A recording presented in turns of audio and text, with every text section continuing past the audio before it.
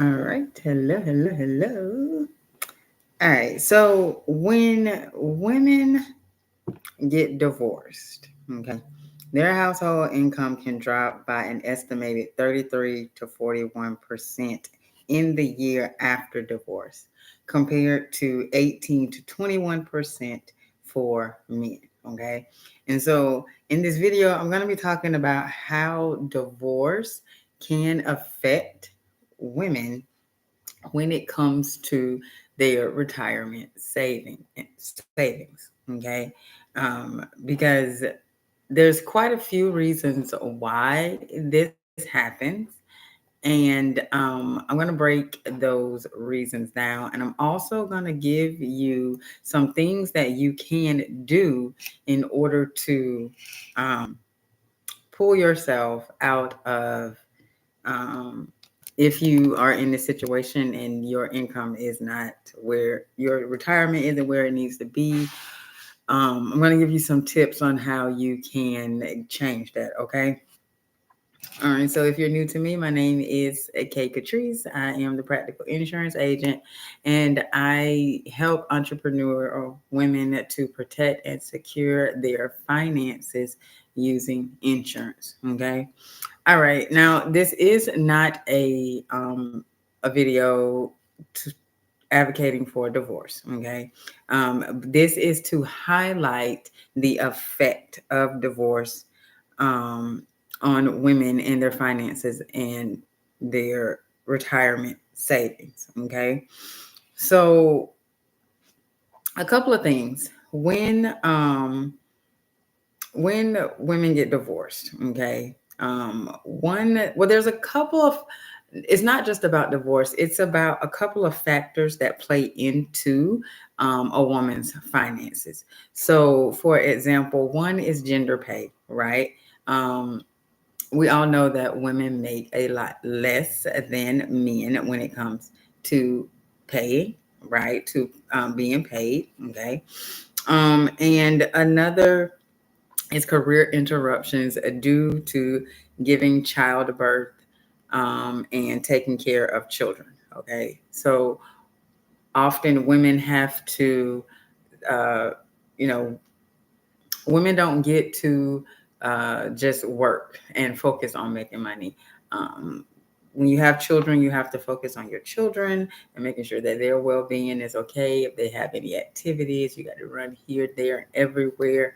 On top of having to work, build your business, and do all of the things. And then if you're married, and then you're married, so you're in a relationship or whatever. So that has a that can cut into how much you make as well. And then the last one that really is the lack of financial knowledge. So women don't, a lot of women don't understand money. They don't know how to deal with money. And a lot of times the husband is the one that is handling all of the finances. And so then when you get divorced, if he's the one that handled the finances, you don't know what to do. You're not quite understanding what to do. And so you're just kind of all over the place, right? Okay, so let's really break this down and talk about each of these and the role that they play, and kind of what you can do um, to combat that. So the first one is the loss of income. When you get divorced, you go from a two-person household, two income household, down to a one person income household. Now you have to take into consideration the fact that that money's leaving the household, which is less money to go towards the household and the things in the household. And so now you only have enough, your money may only go so far. And so now you have to take your money and stretch it so that so you can make sure that bills are paid, and there may not be anything left over to go towards savings, right? And so loss of income plays in, until you can get your finances back up. to where they were when you were married, then you're losing money, you're losing time in being able to save money to put towards your retirement. Okay. Um, the next one is lack of financial knowledge. So, because a lot of women, because they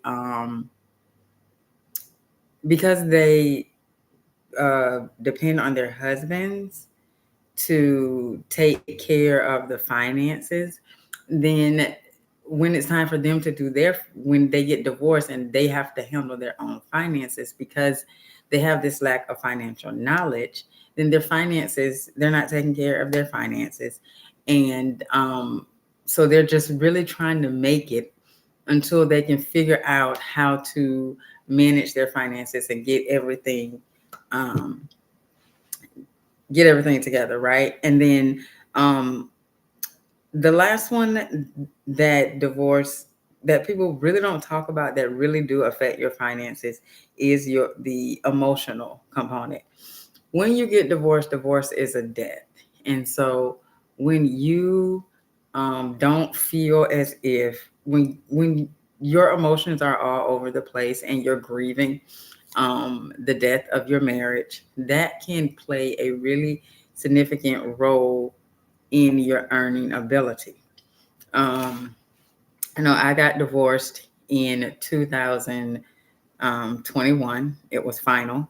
And for like a year or so, minimum, it was really hard emotionally for me to move forward. And because I was going through so much emotional turmoil, um, grieving the death of my marriage, it did affect my income, right? And so your income goes down, and you don't, um, your income goes down, and because you're so focused on just trying to make it through. And if you've been divorced, let me know in the chat. If you've been divorced, if you can resonate with what I'm saying here. But when you have to pick yourself up, and you have to go through that healing process, going through the stages of grief. And so that will uh, cut into your money making ability, right? Um, and so here are some things that you can do to help you to take control of your finances. So the first one is you really need to prioritize financial literacy. And this starts with you reading books about finances. One book that I really recommend that I think you should read is Secrets of the Millionaire Mind by Harv Eker. It's an older book, but it's really, really good because it has like action steps and things for you to do to help you to understand your money mindset, and also to help you get on the path of building a more positive financial money mindset if if your mindset, with money isn't that great. Also, a website that you can start looking at to start getting more more familiar with like investing and things like that is Investopedia. I like that, and I recommend that to my clients because you can go on there and you can search topics, and it breaks it down in like layman's terms. So it's easy to understand information. It's really, really good. I like that. Um, and then you can start looking into retirement planning. Okay. Start looking into retirement planning, seeing what all it entails. Here on the channel, I do have a 5-part retirement playlist that you can go and look at that breaks down what you need to have in your retirement plan. Okay. Um, Now, you also want to build you a support network because once you get divorced, the friends and all of the life that you had before you got married, or well, while you were married, a lot of times you lose those friends, you lose touch with those people because those were friends you had, with while you were with your husband, but they may not necessarily have been like your friends that you could continue to hang out with because they're married or not. It's just different factors that play into that. And so you now need to build you a network, a supporting network of other women. um, Find some women who are divorced, who are divorced, are going through divorce, and you can help them and they can help you to deal with the aftermaths of divorce. Y'all can also talk about finances, talk about, because there may be somebody in this group who's really, really good with their finances. And then they would be able to, give you some tips and some pointers so that you can get better with your finances. You also have to take into consideration that divorce can be pricey. It can be expensive. And if it's one of those divorces that's long and drawn out, that's a lot of money that you are putting towards legal fees that is being taken away from you being able to put towards your retirement. Okay. Um, and so you try to find you a support group, whether it is in your community or online, that you can talk to, because having that support group can also help with you and your emotions. Because when you are talking and networking with other women who have been through divorce, who understand the struggles of divorce and what is going on, it definitely will help you to start to feel better, to start to get over the divorce a little better and quicker, versus if you're just trying to do it all on your own. It takes longer that way, and I wish I would have um, would have been able to get with like a support group when I was going through divorce. I kind of did it all on my own, and I had my kids, and I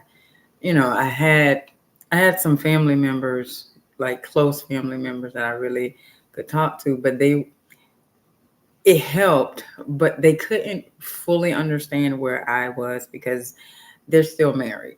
And so while they were supportive to me, they couldn't support me and really understand what I was going through because they had never experienced it. And so it's one of those things where I wish I would have had a support group, just some people to talk to, because then I know, like, all of this I had to learn trial and error. This was like 4 years ago. Um, and while I'm grateful that I did go through it and I've learned, and everything, it's just that um, it would have been a lot better, a lot easier, I believe, if I had a support group. So if you can get you a support group, that would be really, really well. Um, Also, you want to, one tip I will say is for you to write down how it is that you want your finances to look. Okay. Write down how you want your finances to look, how much money you want to make. Um, because when I first got divorced, when I started the process, it was right at the beginning of the pandemic. And that's when I first filed the paperwork, was right at the beginning of the pandemic. I also had just decided to go out on my own as an independent agent. So I had just quit my job. On top of that, I was in the process of moving, filing the divorce, had to, move in, trying to get another place for me and my kids. And so I had so much going on, and it just seemed like everything had piled down on me, like right on top of me. And one of the things that helped me to go through that process was to write out how did I want my life to look, especially my finances? How did I want my finances to look? And I would say things like, it's normal for me to have, large amounts of money in my bank account. It's normal for me to have a successful business. It's normal for me because when you are grieving, if you don't give yourself something else to focus on, um, all you're going to focus on is your current circumstances. And when you just focus on your current circumstances, they stay the same. And that doesn't matter what it is, but specifically right now, because we're talking about finances. So you have to give yourself something else to think about, right? And something else to dream about. Because what you had in the past, your marriage is over. And so now it's time to move forward. Okay. Um, so that's what I have for you. I hope this helps. This is like a really short live, but this was just something that I really wanted to. If you're watching this on the replay, let me know in the comments. If you are divorced, did how did the divorce affect your finances? Were your finances good? Had you planned for divorce? I mean, a lot of times, a lot of women, when we get married, we're married and it's like, okay, this is it. This is my forever. How, and I know this might kind of sound bad, but in today's day and age, I really do think that women should have a contingency plan. If my marriage doesn't work out, you know, what will happen? Where will I go? How will my finances be protected? Like, I think women should always have a backup plan. And this was something that I'm guilty of not doing. And I've always had a backup plan. And then it's like I got married and I just was like, oh, he's gonna be my forever and I don't need a backup plan and da da da da. And when it all boiled down, I lost so much and I didn't have a backup plan. So I recommend that all women have a backup plan when you get into relationships so that if the relationship does not work out, you are not at 100% loss because you put everything into this and you didn't have any type of backup plan, any type of fallback. Okay. So if you found value, then please do share this live out. Please give it a thumbs up. It lets YouTube know that the content that I'm putting out, you really like it. Also, subscribe if you found value, and if you like the type of information that we talk about on this channel, then please do subscribe. All right. So until the next time, I'll see ya. Have a good one.